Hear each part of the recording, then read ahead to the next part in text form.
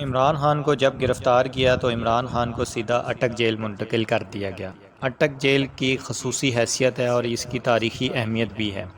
اٹک کے دو حصے ہیں، ایک اٹک قلعہ جو کہ اکبر نے بنوایا تھا، یہ قلعہ تقریباً 1600 کے قریب تعمیر ہوا تھا۔ اس کے بعد جب انگریزوں کی حکومت آئی تو انگریزوں نے پورے ہندوستان کے باغیوں کو دور دراز قید کرنے کے لیے اٹک جیل بنائی۔ ہندوستان میں کہیں بھی کسی باغی کو سخت سزا دینی ہوتی، چاہے وہ دلی کا رہنے والا ہوتا، چاہے وہ مدراس کا رہنے والا ہوتا، یا وہ بنگال کا رہنے والا ہوتا، یا وہ کراچی کا رہنے والا ہوتا، اسے قید کر کے اٹک جیل بھیج دیا جاتا تھا۔ اٹک جیل بھیجنے کی مین وجہ یہ تھی کہ ایک تو اٹک جیل ہندوستان کے سب سے آخری کونے پہ تھا جس سے آگے سینٹرل ایشیا کا علاقہ شروع ہو جاتا تھا، دوسرا اس سے بھاگنے والے کو دریائے سندھ عبور کرنا پڑتا تھا۔ ان زمانوں میں دریائے سندھ ہمیشہ بپھرا رہتا تھا اور اسے عبور کرنا ہر انسان کے بس کی بات نہیں تھی۔ دوسرا، اس جیل میں آج بھی ان قیدیوں کو رکھنا مقصود ہوتا ہے جن کو اذیت دینی ہو، کیونکہ اٹک جیل دریائے سندھ کے قریب واقع ہے اور یہاں پر برسات کا موسم انتہائی تکلیف دہ ہوتا ہے۔ اس موسم میں کیڑے مکوڑے اور مکھیوں کی بہتات ہوتی ہے اور حبس اور گرمی سے انسان بے حال ہو جاتا ہے۔ اسی لیے جب بھی کسی سیاسی قیدی کو اذیت دینی ہو، اسے تکلیف میں مبتلا کرنا ہو تو اسے اٹک جیل بھیج دیا جاتا ہے، اور خاص کر برسات کے موسم میں۔ آج کل عمران خان کو اس جیل میں بھیجا گیا ہے تو یہ جیل ان کے لیے انتہائی خطرناک ثابت ہو سکتی ہے۔ اسی طرح 1999 میں میاں نواز شریف کو طیارہ ہائی جیکنگ کیس میں بھی اسی جیل میں انہی دنوں برسات کے موسم میں قید کیا گیا تھا۔ جاوید چودھری کے مطابق قسمت کا کھیل دیکھیں، عمران خان نے اپنی حکومت میں ایک بل پاس کروایا تھا جس کے مطابق سیاستدانوں کو سی کلاس ملنی چاہیے، انہیں بی یا اے کلاس نہیں ملنی چاہیے، کیونکہ انہوں نے عوام کا پیسہ چوری کیا ہوتا ہے، اس لیے وہ بی یا اے کلاس کے حقدار نہیں۔ اور آج قسمت دیکھیں کہ ان کے وکلاء عدالت سے درخواست کر رہے ہیں کہ انہیں بی یا اے کلاس دی جائے۔ جاوید چودھری کے مطابق ان کو اتنی جلدی ریلیف ملنے کی امید نہیں ہے، اور سب سے بڑی بات یہ ہے کہ اٹک جیل وہ جیل ہے جس میں نہ تو بی کلاس ہے اور نہ ہی اے کلاس ہے، اس لیے ان کی درخواست قبول ہونے کا کوئی چانس نہیں۔ عمران خان کو جو سیل دیا گیا ہے اس کا سائز 11x9 ہے، وہ 11 فٹ لمبا اور 9 فٹ چوڑا ہے۔ اس میں موجود واش روم کھلا ہے اور اس پر ایک ہلکا سا پردہ ہے۔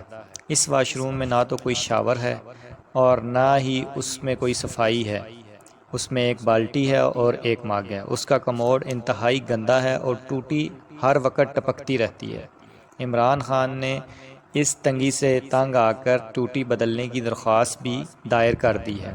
ان کو ایک پلنگ سونے کے لیے اور ایک پلاسٹک چیئر بیٹھنے کے لیے دی گئی ہے۔ اس کے علاوہ اس جیل میں مکھیوں، کیڑے مکوڑوں اور مچھروں کی بہتات ہے۔ جاوید چودھری کے مطابق اس میں کیڑے اور مکھیوں اور مچھروں کی بہتات ہونے کی مین وجہ یہ ہے کہ یہ علاقہ، یہ جیل جو ہے یہ پانی کے کنارے ہے، اور پانی کے کنارے ہونے کی وجہ سے، برسات کا موسم ہونے کی وجہ سے یہاں کیڑوں کی بہتات ہے۔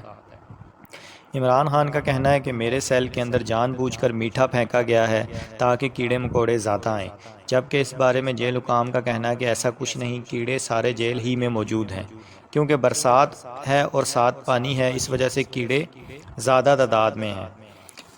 جاوید چودھری کہتے ہیں کہ کچھ دن پہلے رانا ثناء اللہ نے کہا تھا عمران خان جب گرفتار ہوں گے تو انہیں مچھ جیل کی مرچی وارڈ میں رکھیں گے، جو کہ سخت مجرموں کے لیے بنائی گئی ہے۔ مچھ جیل بلوچستان میں ہے اور اس جگہ پہ کوئلہ بہت زیادہ تعداد میں پیدا ہوتا ہے، اس وجہ سے یہاں انتہائی سخت گرمی ہوتی ہے، اور گرمی کی وجہ سے وہاں انسان کا عام طور پہ رہنا بھی مشکل ہے، اور جیل کے اندر رہنا تو انتہائی مشکل کام ہے۔ لیکن مجھے نہیں لگتا کہ گورنمنٹ اس طرح کا کوئی عمل کرے گی۔ لیکن آپ یہ بھی دیکھیں کہ عمران خان کے دور میں جو کچھ ہوتا رہا یہ تو اس سے کہیں کم ہے۔ عمران خان نے مریم نواز کو ایسے سیل میں رکھا تھا جہاں ان کے سیل کے ساتھ جیل کا تندور تھا، اور اس تندور میں پورا دن آگ جلنے کی وجہ سے وہ سیل انتہائی گرم ہوتا تھا۔ اس کے بعد شہباز شریف کو بغیر انگلش کموڈ والا سیل دیا گیا۔ شہباز شریف کو مہروں کی تکلیف ہے، وہ بغیر انگلش کموڈ کے واش روم استعمال نہیں کر سکتے، لیکن انہیں اذیت دینے کے لیے یہ کیا گیا۔ اسی طرح نواز شریف، شاہد خاقان عباسی دونوں سابق وزرائے اعظم تھے، لیکن ان کو عمران خان نے سی کلاس دی اور ان پہ انتہائی سختی کیے رکھی۔ اسی طرح فواد حسن فواد، احد چیمہ، رانا ثناء اللہ، خواجہ آصف، مفتح اسماعیل اور اس طرح کے بے شمار لوگوں کے ساتھ جو ظلم اور زیادتیاں عمران خان کے دور میں ہوتی رہیں، ان کو دیکھ کر ایسے لگتا ہے جیسے یہ مکافات عمل ہے اور یہ مکافات عمل عمران خان کے ساتھ ہو رہا ہے۔